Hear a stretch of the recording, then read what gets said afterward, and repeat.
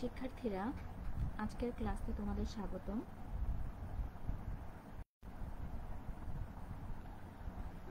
আজকে আমাদের 3 number lecture, class 3।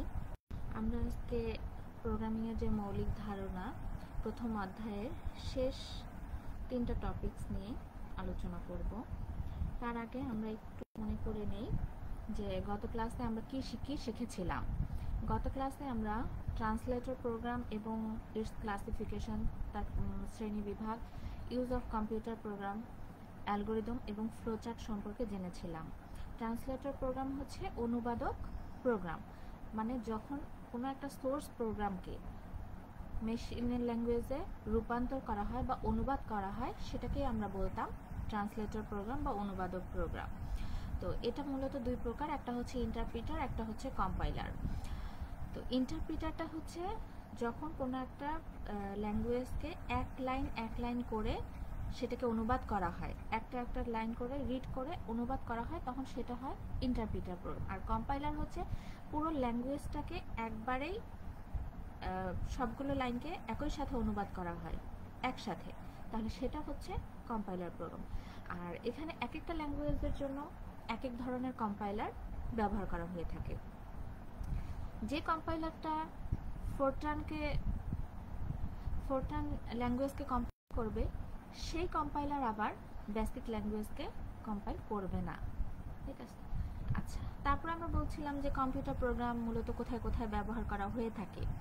Computer program বিভিন্ন ধরনের আইটি সেক্টরে, ডাটাবেসে, অ্যাপ্লিকেশন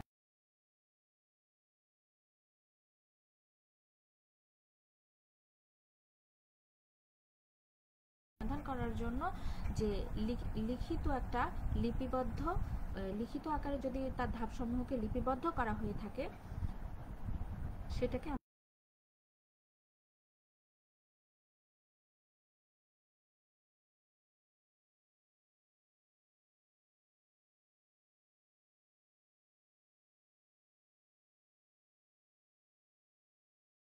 সিম্বল দেখেছিলাম। তো গত ক্লাসে প্রিভিয়াস ক্লাসে আমরা এই টপিকসগুলো নিয়ে আলোচনা করেছিলাম এবং এই টপিকসগুলোই আমি তোমাদের একটু রিভিউ করে দিলাম। আচ্ছা, আজকের ক্লাসে এখানে আমরা দুটো বিষয় নিয়ে জানবো, সেটা হচ্ছে express the process of planning এবং prepare algorithm for simple program. অর্থাৎ আমরা যদি কোনো একটা প্রোগ্রাম বা প্রসেস করতে চাই, তার পরিকল্পনা করার জন্য কিছু ধাপ থাকে, সেই ধাপগুলো নিয়ে আজকে আমরা একটু আলোচনা করব। আর একটা হচ্ছে আমরা বিভিন্ন অ্যালগোরিদম, সিম্পল কিছু অ্যালগোরিদম, সেগুলো আমরা কিভাবে লিখতে হয়, কিভাবে শুরু করব, কিভাবে শেষ করব, অ্যালগোরিদমটা কিভাবে সম্পন্ন করব, সেই জিনিসগুলো সম্পর্কে আজকে আমরা একটু জানবো। তো শিক্ষার্থীরা, আমরা আমাদের লিসনে চলে যাই। আচ্ছা, আমরা যদি একটা প্রোগ্রামকে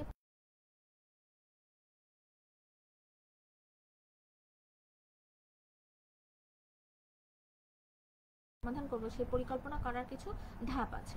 সেই ধাপগুলো কি কি?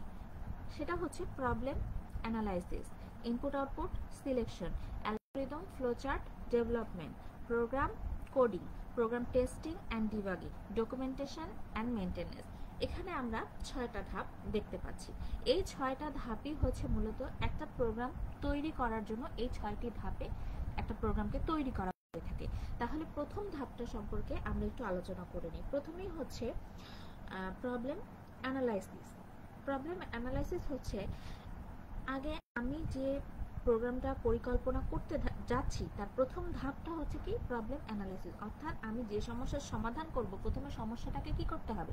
আইডেন্টিফাই করতে হবে। দেন সেই সমস্যাগুলো নিয়ে অ্যানালাইসিস করতে হবে, যে সেই সমস্যাগুলোর জন্য বিভিন্ন তথ্য উপাত্তকে আমাকে সংগ্রহ করতে হবে। এটাকে বলা হচ্ছে অ্যানালাইসিস করা। তার মানে আমি যদি কোনো একটা সমস্যার সমাধান করতে চাই, তাহলে সেই সমস্যাটা সমাধান করার জন্য প্রথমে করতে হবে সেই সমস্যাটাকে আইডেন্টিফাই করতে হবে এবং সেই সমস্যার সম্পর্কিত বিভিন্ন তথ্য আমাকে কালেক্ট করতে হবে। এইটাই হচ্ছে মূলত প্রবলেম অ্যানালাইসিস। দেন সমস্যাগুলোকে এখানে 2 নম্বরে যে স্টেপটা দেওয়া আছে সেটা আছে ইনপুট এবং আউটপুট সিলেকশন। ইনপুট এবং আউটপুট সিলেকশনটা হচ্ছে আমি যে সমস্যার সমাধানের জন্য আমাকে প্রয়োজনীয় ইনপুট এবং আউটপুটকে কি করতে হবে, নির্ধারণ করতে হবে। আচ্ছা, কোন ডাটা এখানে ইনপুট হিসেবে ব্যবহার করা হবে এবং ডাটার জন্য কি কি আউটপুট আসবে, এই দুটো জিনিস আমাকে আগে থেকেই নির্ধারণ করে দিতে হবে। দেন আসতে তৃতীয় ধাপে যেটা দেয়া আছে সেটা হচ্ছে অ্যালগোরিদম এবং ফ্লোচার্ট ডেভেলপমেন্ট। অ্যালগোরিদম এবং ফ্লোচার্ট ডেভেলপমেন্ট হচ্ছে অ্যালগোরিদম হচ্ছে আমি যখন একটা সমস্যাকে সমাধান করব, সেই সমাধান যে করব কিভাবে করব, এর ধাপ সমূহগুলোকে, এর প্রসেসগুলোকে আমাকে লিখিত আকারে লিখতে হবে। ধাপ সমূহগুলোকে লিখিত আকারে লিখতে হবে, অর্থাৎ একটার পর একটা স্টেপ বাই স্টেপ আমাকে লিখতে হবে যে এটার পর এটা করব, এই প্রসেসটা করতে গেলে এটা করব। এইভাবে আমাকে 1 নাম্বার 2 নাম্বার দিয়ে স্টেপ বাই স্টেপ কাজগুলোকে লিখে ফেলতে হবে। এই যে কাজগুলোকে আমি লিখে ফেলবো, এটাই হচ্ছে মূলত অ্যালগোরিদম। তার মানে আমি যে সমস্যাটা আইডেন্টিফাই করলাম, এই সমস্যার সমাধান করার জন্য আমি যে ধাপগুলো অবলম্বন, যে কাজগুলো করব, সমস্যাটা সমাধান করার জন্য যে কাজগুলো করব, সেই কাজগুলোকে আমি স্টেপ বাই স্টেপ লিখিত আকারে লিখে ফেলবো, সেটাই হচ্ছে অ্যালগোরিদম। লিখিত আকারে যে লিখে ফেললাম যে জিনিসটা, সেই জিনিসটাকে একটা চিত্রের মাধ্যমে বা ছবির মাধ্যমে আমি প্রকাশ করব, এটাই হচ্ছে ফ্লোচার্ট। অর্থাৎ একটা প্রোগ্রাম কিভাবে কাজ করবে সেই সম্পর্কে স্বচ্ছ ধারণা থাকতে হবে। আমি যে সমস্যাটাকে সমাধান করব বা একটা প্রোগ্রাম তৈরি করব, সেই প্রোগ্রামটার একটা স্বচ্ছ ধারণা থাকতে হবে। সবাই তো লেখার ভাষা বুঝবে না, সবাই কিন্তু লিখিত রূপটা বুঝবে না। আমি সাপোজ এরকম হতে পারে যে আমি যে জিনিসটা লিখে গেলাম, ধাপগুলো অ্যালগোরিদম লিখে গেলাম, বাট আমি এখন এই কাজটাতে নাই, আমি সরে গেলাম। দেন ওই কাজটা লেখাগুলো হয়তো বা অন্য কেউ আমার জায়গায় আসলো, সে বুঝতে পারবে না। কিন্তু ছবি বা ফ্লোচার্ট গ্রাফিক্যালি জিনিসটা থাকলে এটা কিন্তু অনেকেই বুঝতে পারবে। এর জন্য মূলত একটা অ্যালগোরিদম করতে হবে এবং সেই অ্যালগোরিদমটার অনুরূপভাবে সেই অ্যালগোরিদমটাকে একটা চিত্রের মাধ্যমে বা ছবির মাধ্যমে প্রকাশ করতে হবে। তাহলে আমাকে অ্যালগোরিদম এবং ফ্লোচার্ট ডেভেলপমেন্ট করতে হবে। নেক্সট যে আমার ধাপটা আছে, সেই ধাপটা কি, প্রোগ্রাম কোডিং। আচ্ছা, প্রোগ্রাম কোডিং মানে হচ্ছে আমি যে সমস্যাটার সমাধান করতে যাচ্ছি, আমি যে প্রোগ্রামিংটা করতে যাচ্ছি, সেই প্রোগ্রামিংটার জন্য একটা নির্দিষ্ট ভাষা নির্বাচন করতে হবে। অর্থাৎ প্রোগ্রামটা রচনা করব, কোন ল্যাঙ্গুয়েজ দিয়ে রচনা করব, কি দিয়ে রচনা করব, ভাষাটা কি হবে, সেই ভাষাটা, যে ভাষাটা আমি ব্যবহার করব, সেই ভাষাটাকে বলা হচ্ছে প্রোগ্রাম কোডিং। দেন আসে প্রোগ্রাম টেস্টিং এবং ডিবাগিং, অর্থাৎ প্রোগ্রামের পরীক্ষণ এবং সংশোধন করা। টেস্টিং মানে হচ্ছে কি, পরীক্ষা করা, আর ডিবাগিং এই শব্দটার মানে হচ্ছে সংশোধন করা। অর্থাৎ আমার প্রাথমিক পর্যায়ে আমি প্রোগ্রামটি লিখতে গেলে আমার কিছু ভুল ত্রুটি থাকতে পারে। এগুলো নানা কারণে হতে পারে। প্রোগ্রামের ভাষা, অপারেটিং সিস্টেম সম্পর্কে স্বচ্ছ ধারণার অভাবে, বিভিন্ন ধরনের ডাটার জটিলতার কারণে, এরকম বিভিন্ন ধরনের ভুল ত্রুটি থাকতে পারে। যদি কোনো ভুল ত্রুটি হয়, ভুল ত্রুটিগুলোকে বলা হয় bug, BUGS, bugs, BUGS, bugs. এই বাগস শব্দটার অর্থ হচ্ছে ভুল ত্রুটি। আর এই ভুল ত্রুটি যখন সংশোধন করা হয়, এই সংশোধন করার এই শব্দটিকে বলা হয় ডিবাগিং। তার মানে বাগস মানে হচ্ছে ভুল ত্রুটি, আর ডিবাগিং শব্দটার অর্থ হচ্ছে এই ভুল ত্রুটিগুলোকে সংশোধন করা। তার মানে আমি প্রাথমিক পর্যায়ে আমি একটা প্রোগ্রামিং করতে গেলে সেই প্রোগ্রামিংয়ে আমার বিভিন্ন ধরনের ভুল ত্রুটি থাকতে পারে, হতে পারে। সেটা ডাটার জটিলতার কারণে হতে পারে, অপারেটিং সিস্টেমের স্বচ্ছ ধারণা না থাকার কারণে হতে পারে, প্রোগ্রামিংয়ের ভাষার কারণে হতে পারে, বিভিন্ন ধরনের ভুল ত্রুটি হতে পারে। এই ভুল ত্রুটিগুলোকে সংশোধন করার জন্য বা সংশোধন করার যে প্রক্রিয়াটা, সেটাকেই আমার বলা হবে ডিবাগিং।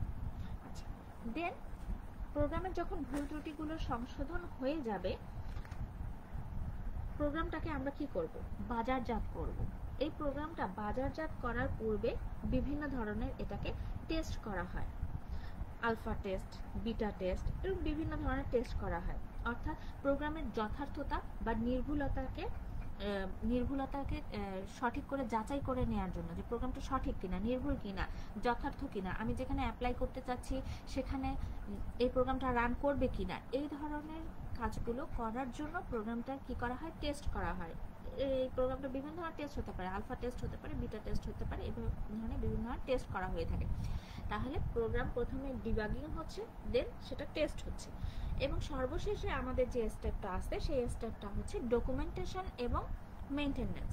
ডকুমেন্টেশন এবং মেইনটেনেন্সটা হচ্ছে, ডকুমেন্টেশন হচ্ছে প্রোগ্রাম পরিকল্পনার বিভিন্ন ধাপ, যেমন algorithm, flow chart, program coding, bug, debug, ফলাফল, ব্যবহারকারীর জন্য প্রয়োজনীয় নির্দেশ ইত্যাদি লিখিত বিবরণ ডকুমেন্ট আকারে লিপিবদ্ধ করা থাকবে, যাতে পরবর্তীতে কোনো সমস্যা যদি সৃষ্টি হয় তাহলে সেটা যাতে সহজেই সমাধান করা যায়। তাহলে ডকুমেন্টেশন মানে হচ্ছে কোনো একটা ফাইল বা কোনো কিছুতে লিপিবদ্ধ করে রাখা। তাহলে আমি যদি কোনো সমস্যায় পড়ি, আমি যে প্রোগ্রামটা তৈরি করলাম, পরিকল্পনা করলাম, তার যে বিভিন্ন ধাপ, স্টেপ বাই স্টেপ যেগুলো আসলো, অর্থাৎ এই যে অ্যালগরিদম, ফ্লো চার্ট, প্রোগ্রামকে কোডিং করা হলো, প্রোগ্রামের বাগ বা ডিবাগ অর্থাৎ ভুল ত্রুটি সংশোধন করা হলো, ফলাফল আসলো, ব্যবহারকারীর জন্য প্রয়োজনীয় কিছু নির্দেশ থাকতে পারে, সেগুলোর লিখিত বিবরণ কি হবে, একটা ডকুমেন্ট আকারে লিপিবদ্ধ করা হবে, যাতে এই কোনো সমস্যা যদি ভবিষ্যতে সৃষ্টি হয়ে থাকে তাহলে যাতে তার সহজেই সমাধান করা যায়। এটাই হচ্ছে মূলত ডকুমেন্টেশন। তারপরে আছে মেইনটেনেন্স, সর্বশেষ। এই মেইনটেনেন্সটা কি? প্রোগ্রাম পরিকল্পনার সর্বশেষ ধাপটা হচ্ছে মেইনটেনেন্স বা রক্ষণাবেক্ষণ। রক্ষণাবেক্ষণ বলতে বোঝায় যে প্রয়োজনীয় নানা কারণে প্রোগ্রামের ছোটখাটো পরিবর্তন ও পরিবর্তনকে বোঝায়। যে কোনো সফটওয়্যার যখন বাজারে আসে তার একটা ভার্সন বাজারে আসে, প্রতিনিয়ত সফটওয়্যারগুলোর ভার্সন সংখ্যা কি একটু উত্তরোত্তর বৃদ্ধি পাচ্ছে। এই সফটওয়্যারগুলোকে নানাবিধ কারণে কিন্তু পরিবর্তন এবং পরিবর্ধন করতে হয় এবং উন্নত সংস্করণে রূপ দিতে হয়।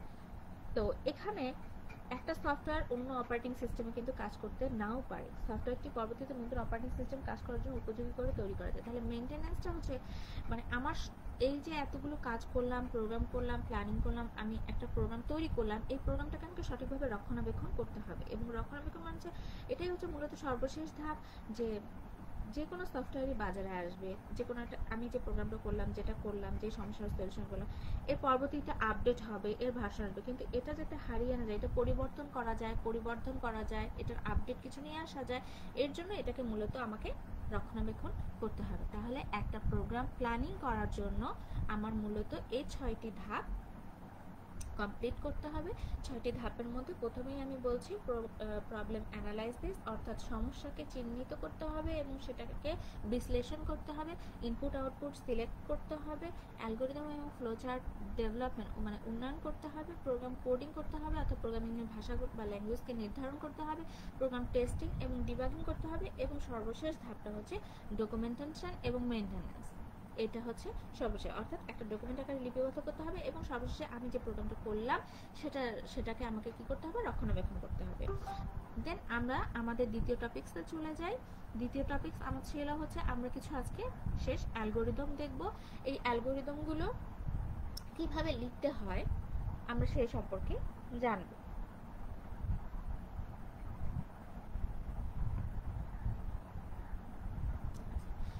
সর্বপ্রথম একটা অ্যালগরিদম দিচ্ছি, সেটা হচ্ছে বৃত্তের ক্ষেত্রফল নির্ণয় করার একটা প্রোগ্রাম। আমি এখানে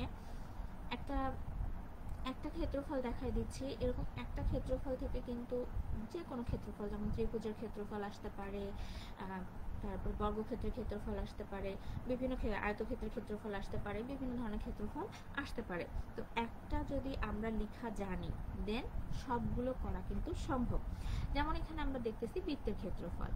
বৃত্তের ক্ষেত্রফল নির্ণয়ের একটা প্রোগ্রাম লিখো। তো বৃত্তের ক্ষেত্রফল মূলত এই বৃত্ত, ক্ষেত্রফল, এই শব্দগুলো কিসের সাথে সম্পর্কযুক্ত? Mathematical term. আচ্ছা, তাহলে আমাকে প্রথমেই এটা যখনই আমি অ্যালগরিদম লিখব, প্রোগ্রাম লিখব, যখন আমি এগুলো, সেক্ষেত্রে আমাকে কি করতে হবে? প্রোগ্রাম লেখার ক্ষেত্রে অবশ্যই আমাকে এখানে যে হেডার ফাইল সেটা হবে ইম্পোর্ট ম্যাথ।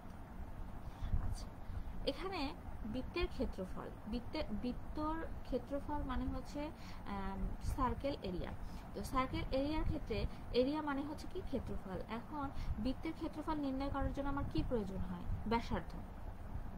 ব্যাসার্ধর ইংলিশ কি? রেডিয়াস। এখন আমার ক্ষেত্রফলটা কিন্তু ক্ষেত্রফল দশমিক যুক্ত, আমার পূর্ণ সংখ্যা আসবে তার কিন্তু কোনো মানে নেই, আমার দশমিক যুক্ত সংখ্যাও আসতে পারে।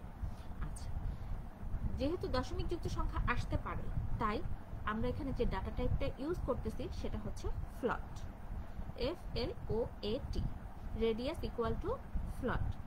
আচ্ছা, ফ্লট, দেন এখানে ইনপুট ইন্টার ভ্যালু, আমি এখানে একটা ভ্যালু দিব কিবোর্ড থেকে, যেমন এখানে আমরা একটা এক্সাম্পল হিসেবে 5 দিয়ে রাখলাম। Then area equal to math dot, আমার বৃত্তের ক্ষেত্রফলের সূত্র কি, পাই আর স্কয়ার, আর মানে আমরা ধরে নিচ্ছি রেডিয়াস, তাহলে এখানে যে পাই লিখছি ইনটু রেডিয়াস ইনটু রেডিয়াস, তাহলে কি রেডিয়াস গুণ হলে কি হচ্ছে রেডিয়াস স্কয়ার।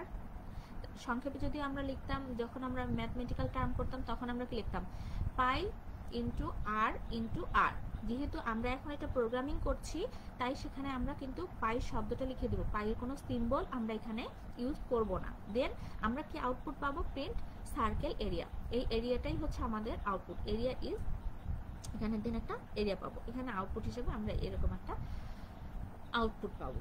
তাহলে এখানে বোঝা গেল এই যে এখানে আমরা পাইথনের ক্ষেত্রে যেহেতু আমরা প্রোগ্রামগুলো করতেছি, তাই সেখানে আমাদের পাইথন লেখার নিয়মে এখানে এরকম আমাদেরকে লেস দেন এরকম সিম্বলগুলো দিতে হচ্ছে। আমরা এগুলো দ্বারাই আমরা এখানে ইনপুট এবং আউটপুট দেব, প্রসেসিং করব, এটাই হচ্ছে মূলত নিয়ম।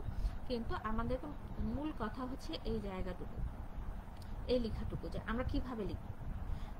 আমাদের হেডার ফাইল হচ্ছে ইম্পোর্ট ম্যাথ, দেন আমাদের এখানে ইনপুট হিসাবে কি ব্যবহার করা হবে, রেডিয়াস, এখানে রেডিয়াসটা ইনপুট, এখানে পাই কনস্ট্যান্ট একটা সংখ্যা, এখানে আমার কাছেও পাইয়ের মান যা, তোমাদের কাছেও পাইয়ের মান কিন্তু তা, এখানে মানুষ হিসেবে কিন্তু পাইয়ের মানটা ভ্যারি করবে না, সবার কাছেই পাইয়ের মানটা কিন্তু একই, তাই পাই থাকবে। বাট এখানে কোনটা ইনপুট, রেডিয়াস, আমি এখানে রেডিয়াস ইনপুটের মান আমি 5 দিচ্ছি, কিন্তু তোমরা চাইলে 10 দিতে পারো, 15 দিতে পারো, সেটা তোমাদের ইচ্ছা। তার জন্য এখানে ইনপুট আসলে কোনটা, রেডিয়াসের মান চেঞ্জ হচ্ছে, যার মানটা চেঞ্জ হবে সেটা হচ্ছে ইনপুট। তার মানে এই যে রেডিয়াস মানুষ হিসেবে ভ্যারি করতেছে, চেঞ্জ হচ্ছে, মানটা চেঞ্জ হচ্ছে, তাহলে এখানে রেডিয়াসটা হচ্ছে ইনপুট, এই জন্য আমরা এখানে ইনপুট নিচ্ছি কি রেডিয়াস। তাহলে এখানে এই যে পাই রেডিয়াস। আচ্ছা, আশা করি তোমরা এই ক্ষেত্রফলটা, বৃত্তের ক্ষেত্রফলটা বুঝতে পেরেছো। এখন যদি এখানে ত্রিভুজের ক্ষেত্রফল হতো, ত্রিভুজের ইংলিশ কি, ট্রায়াঙ্গেল মানে ত্রিভুজ। আচ্ছা, ট্রায়াঙ্গেল যদি হতো তাহলে আমি যদি লিখে থাকি, ধরো সাপোজ আমাকে ত্রিভুজের ক্ষেত্রফল বের করতে বলা হয়েছে, এখন ত্রিভুজের ক্ষেত্রফলের সূত্র কি, হাফ ইন্টু ভূমি গুণন উচ্চতা,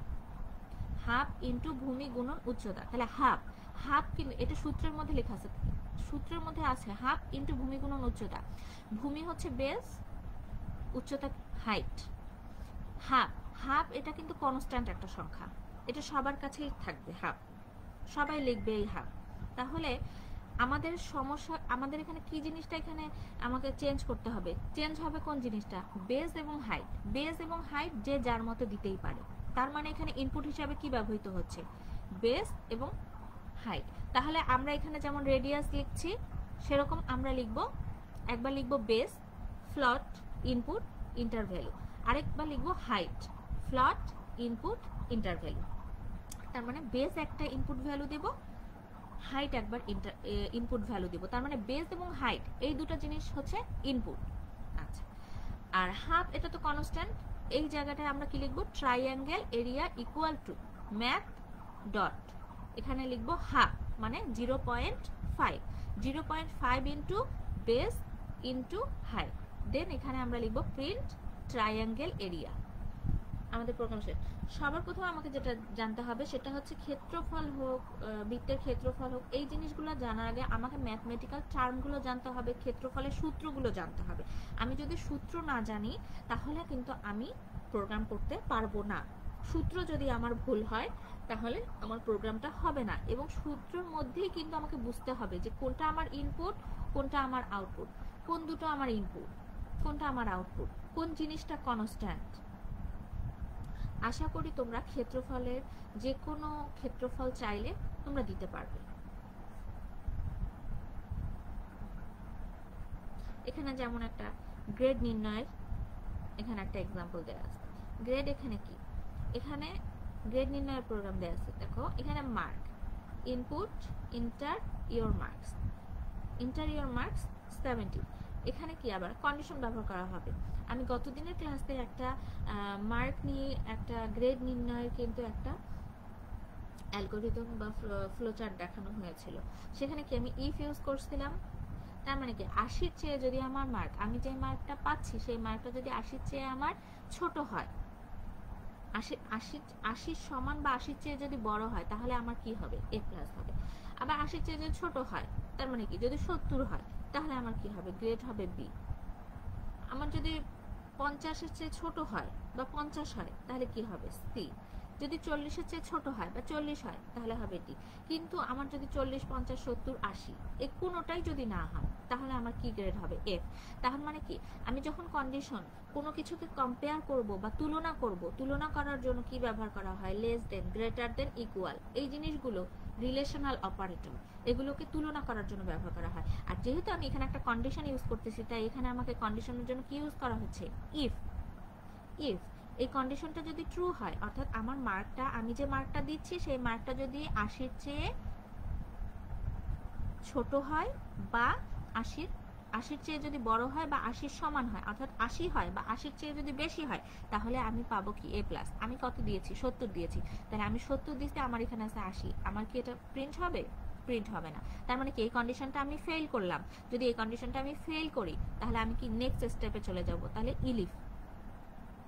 ইলিফ এর এটা আমাকে ইলিফ লিখছি আমরা এই কন্ডিশনটা, বাট এটার ফুল মিনিং হচ্ছে এলস ইফ। এলস মানে মিথ্যা, ইফ মানে যদি। ই এল এই দুটো শব্দ দ্বারা এলস বোঝাচ্ছে, আর আই এফ মানে হচ্ছে ইফ, যদি। এই কন্ডিশনটাকে আমরা বলে থাকি ইলিফ। এই কন্ডিশনটাকে আমরা কি বলে থাকি, ইলিফ বলে থাকি। তো ইলিফ মার্ক, এখানে যদি আমি 70-এর চেয়ে বেশি বা 70 যদি আমি পাই, তাহলে আমার গ্রেড হবে কি, প্রিন্ট করবে কি, বি। আমি এখন মার্ক দিয়েছিলাম কত, 70, তার মানে আমার এই জায়গায় এটা মিলে গেছে। যদি আমার মিলে যেয়ে থাকে, তার মানে কি আমি কোন গ্রেড প্রাপ্ত হলাম, বি। এখন যদি কোনো কারণে আমার এখানে 70 না হতো, 30 হতো, সাপোজ এই এই এই জায়গায় আমার মার্কটা 30 হতো, যদি আমার মার্ক 30 হয়ে থাকে, তাহলে আমার এখানেও কিন্তু কন্ডিশনটা ফেল করবে। দেন আমার পরবর্তী স্টেপে যাবে, এখানে চেক করে দেখবে যে এখানে ট্রু না ফলস। যদি এখানেও না হয়, এখানে দেখবে, যখন এখানেও দেখে পেলো না, লাস্টে দেন এলস দিয়ে প্রিন্ট করবে কি, আমি যেহেতু 30 পেয়েছি বা 30-এর চেয়ে কম পেয়েছি, তাহলে আমার গ্রেডটা হবে কি, এফ। যেহেতু আমার মার্কটা কত, 70, তার মানে আমি একটু আগেই বললাম আমার গ্রেড কোনটা প্রিন্ট হবে, বি। তাহলে আমার আউটপুট কি আসতেছে, বি। আমরা আরেকটা জিনিস দেখি, সেটা হচ্ছে দ্বিঘাত সমীকরণের মূল নির্ণয় প্রোগ্রাম। এই প্রোগ্রামটা খুব ইম্পর্টেন্ট। তো দ্বিঘাত সমীকরণ মূল নির্ণয় প্রোগ্রামের মধ্যে আমার দ্বিঘাত সমীকরণ, তোমরা ম্যাথমেটিক্যাল অংশ করেছো, ম্যাথে করেছো, তো সেক্ষেত্রে আমার কয়েকটা জিনিস লাগতো। যে এখানে আমার সমীকরণ বের করতে গেলে আমাকে একটা জিনিস লাগে, সেটা হচ্ছে নিশ্চয়ক। মানে নিশ্চয়কের একটা সূত্র আছে, সেটা হচ্ছে minus B plus minus root over B square minus 4ac divided by twice A. এটা হচ্ছে নিশ্চয়ক বের করার সূত্র। দেন এই সূত্রের উপর ডিপেন্ড করে আমার দ্বিঘাত সমীকরণের যে মূল, সেই মূলগুলো বের হয়। মূল যেমন এখানে x1 আর x2, x1 x2 এর ক্ষেত্রে এখানে কি হয়েছে, minus B plus root over B square minus 4ac divided by 2a, আর x2 এর ক্ষেত্রে x2 মূল, এই মূলটার ক্ষেত্রে কি ব্যবহৃত হচ্ছে, minus b minus root over B square minus 4ac by 2a। আচ্ছা, এটা দ্বিঘাত কেন, a x স্কয়ার, এখানে কি এর ঘাত, এর মানে পাওয়ার কত, 2, এর জন্য এটাকে বলা হচ্ছে কিন্তু দ্বিঘাত। আর এখানে সমীকরণের মধ্যে এই যে x, এই x গুলাই হচ্ছে মূলত মূল, আর এই a b c এগুলো হচ্ছে সহগ। এখানে এই যে দেয়া আছে যে, তাহলে একটা জিনিস দেখি আমরা, ax square bx plus c দিয়েছে। আমাকে এই সমীকরণ দেখে বুঝতে হবে যে আমার কোনটা ইনপুট কোনটা আউটপুট। এখানে আউটপুট হচ্ছে আমাকে কি বলছে, দ্বিঘাত সমীকরণের বাস্তব মূল নির্ণয়ের জন্য একটা প্রোগ্রাম লিখো। বাস্তব মূল নির্ণয় করতে বলছে, তার মানে মূল কি, এই যে x এগুলো হচ্ছে মূল, এটা আমাকে নির্ণয় করতে বলছে, এটা আমার আউটপুট। আর এখানে ইনপুট কি, এই যে মূলের সাথে যে সহগগুলো দেয়া আছে a b c, এই তিনটা হচ্ছে আমার ইনপুট। এই যে এখানে আমরা ঠিক সেটাই লিখছি, ইম্পোর্ট ম্যাথ। প্রত্যেকটা প্রোগ্রাম শুরু করতে গেলে আমাকে একইভাবে শুরু করতে হবে। দেন আমাকে ইনপুট নেওয়ার জন্য এখানে কি দেয়া আছে, ইনপুট। এখানে INT এই শব্দটা ব্যবহার করা হয়েছে, এই কিওয়ার্ডটা ব্যবহার করা হয়েছে। আমরা নেক্সট যখন আমাদের চ্যাপ্টার আসবে আমরা ওই চ্যাপ্টারগুলোতে জানবো, বিভিন্ন ধরনের ডাটা টাইপ সম্পর্কে জানবো। সেই ডাটা টাইপের বলতে গেলে তখন আমাদের এই জিনিসগুলো ক্লিয়ার হবে। তো এখন তোমরা শিক্ষার্থীরা একটু সংক্ষেপে জেনে নাও, আইএনটি এই কিওয়ার্ডের ফুল মিনিংটা হচ্ছে ইন্টিজার। একটু গত একটা প্রোগ্রামে আমরা যেমন দেখলাম ফ্লট, দশমিক যুক্ত সংখ্যা, যে দশমিক যুক্ত সংখ্যা বোঝানোর জন্য ফ্লট ব্যবহার করা হয়, এই ডাটা টাইপটা ব্যবহার করা হয়। ঠিক তেমনি পূর্ণ সংখ্যা ব্যবহার করার জন্য এই ইন্টিজার এই কিওয়ার্ডটা ব্যবহার করা হয়ে থাকে, সংক্ষেপে বলা হয় আইএনটি। তাহলে এখানে ইনপুট হিসেবে আমরা এখানে কি ব্যবহার করছি, এ ব্যবহার করছি, এর জন্য একটা ভ্যালু নিচ্ছি। আমি বলছি বি, এটাও একটা ইনপুট হবে, এটার জন্য একটা ভ্যালু ব্যবহার করছি, এবং সি, এটা একটা ইনপুট হবে। তারপরে যেটা আছে d equal to b into b minus 4s into a into c, অর্থাৎ আমরা একটু আগে বলেছিলাম যে ডি একটা নিশ্চয়ক ব্যবহার করা হবে। এই যে নিশ্চয়কের সূত্র হচ্ছে এটা, নিশ্চয়ক হচ্ছে মাইনাস, এটা হচ্ছে আমার মূলত সূত্রটা, আর নিশ্চয়কের হচ্ছে সূত্রটা হচ্ছে d equal to b square minus 4ac, এটা হচ্ছে নিশ্চয়ক বের করার সূত্র। দেন আমার একটা কন্ডিশন আছে ডি ইকুয়াল 0, অর্থাৎ নিশ্চয়কের মান শূন্য কিনা। যদি শূন্য হয় তাহলে আমি এক্স এর একটা মূল পাবো, সেটা হচ্ছে minus B divided by 2 into A. যদি নিশ্চয়কের মান শূন্য হয় তাহলে এটা পাবো, অর্থাৎ আমি একটা মূল পাবো, এক্স এর একটা মান পাবো, সেটা হচ্ছে এই যে এক্স এর একটা মান পাচ্ছি। আর যদি এই কন্ডিশনটা মিথ্যা হয়, অর্থাৎ ডি এর মানটা যদি শূন্য না হয়, ডি এর মানটা যদি শূন্যর চেয়ে বড় হয়, তাহলে আমি দুটা মূল পাবো, একটা হচ্ছে x1, একটা হচ্ছে x2, যেটা আমরা এই সূত্রতে দেখতে পারি, x1 এবং x2। তাহলে মোট কথা আমাকে শিক্ষার্থী বন্ধুরা দেখতে হবে যে ডি এর মানটা 0 নাকি 0-র চেয়ে বড়। যদি ডি এর মানটা 0 হয় তাহলে আমি একটি মূল পাবো, আর যদি ডি এর মানটা 0-র চেয়ে বড় হয়, অর্থাৎ 1 2 3 4 এরকম পজিটিভ কোনো ভ্যালু হয়ে থাকে, তাহলে আমি দুটো মূল পাবো, একটা হচ্ছে x1, একটা হচ্ছে x2।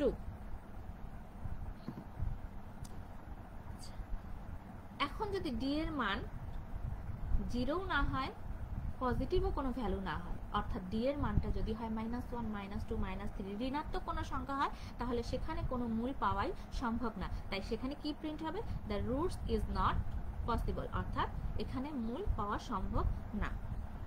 দেন এই দ্বিঘাত সমীকরণের প্রোগ্রামটি শেষ। তাহলে আমরা এখানে প্রথমে বুঝে নিলাম যে আমরা আসলে ইনপুট এবং আউটপুটগুলো কিভাবে লিখব। ইনপুট কিভাবে বুঝবো, যে আমাদের প্রশ্নের মধ্যেই দেয়া থাকবে যে ইনপুট আমাদের কি কি। তাহলে এখানে এ বি সি আমরা তিনটি ইনপুট পেয়েছিলাম। দেন আমাদের সূত্রটা ইউজ করতে হয়েছে, সেটা হচ্ছে ডি, নিশ্চয়ক বের করার সূত্রটা d equal to b square minus 4ac, এবং দেন আমাদের ওই কন্ডিশনে যেতে হয়েছে ডি যদি 0 হয়, নিশ্চয়কের মানটা যদি 0 হয়, তাহলে আমি একটা মূল পাবো, এক্স এর একটা মান পাবো, আর সেই মূলটা হবে বাস্তব মূল। আবার যদি ডি এর মানটা 0-র চেয়ে বড় হয়, অর্থাৎ 1 2 3 4 হয়, তাহলে এক্স এর মান আমি দুটো পাবো, অর্থাৎ এক্স দুটা মূল পাবো, এক্স এর মূল দুটো পাবো, x1 এবং x2, এবং এই মূল দুটিও হবে বাস্তব।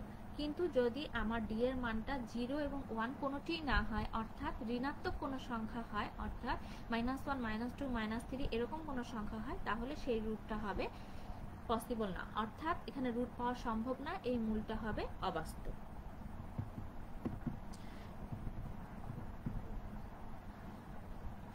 তো এখানে কিছু আমি কোশ্চেন দিয়ে রাখলাম তোমাদের জন্য। তো মূলত পুরো অধ্যায়েরই কোশ্চেন এখানে দেয়া আছে, তবে এখানে যে বিভিন্ন ধরনের অ্যালগরিদম, ফ্লোচার্ট বের করতে বলা হয়েছে, বিভিন্ন ধরনের প্রোগ্রামগুলো আছে, এই প্রোগ্রামগুলো একটু তোমাদের দেখতে হবে, প্রোগ্রামগুলো করতে হবে, এগুলো তোমাদের ইম্পর্টেন্ট। তো আজকের মূলত লেকচার, আজকের ক্লাসটা আমাদের এই পর্যন্তই। নেক্সট ক্লাসে আমরা হয়তোবা দ্বিতীয় অধ্যায়ে যাব, দ্বিতীয় অধ্যায় শুরু করব, পাইথন সম্পর্কে জানবো, পাইথনের ইতিহাস সম্পর্কে, পাইথনের বৈশিষ্ট্য সম্পর্কে, পাইথনের স্ট্রাকচার সম্পর্কে জানবো, বিভিন্ন ধরনের আইডেন্টিফাই এবং কিওয়ার্ড সম্পর্কে জানবো। তো শিক্ষার্থীরা, আমরা আজকের ক্লাসে আরেকবার রিভিউ দিয়ে নেই, সেটা হচ্ছে আমরা আজকের ক্লাসে যে দুটো টপিকস সম্পর্কে জেনেছি, একটা হচ্ছে একটা প্রোগ্রাম পরিকল্পনা করতে গেলে আমাদেরকে কি কি ধাপ অনুসরণ করতে হবে, এবং প্রোগ্রামটা কিভাবে তৈরি করতে হয়, প্রোগ্রাম কিভাবে তৈরি করতে হয় আমরা সেটা জানলাম, সেটা দেখলাম। আশা করি তোমরা বুঝতে পারছো।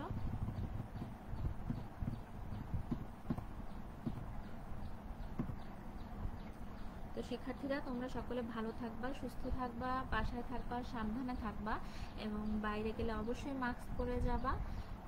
বাইরে থেকে এসে হাত পা স্যানিটাইজ করবা। সবাই সুস্থ থাকো, ভালো থাকো। সকলের সুস্থতা কামনা করে আজকের ক্লাসটা এখানেই শেষ করছি। ধন্যবাদ।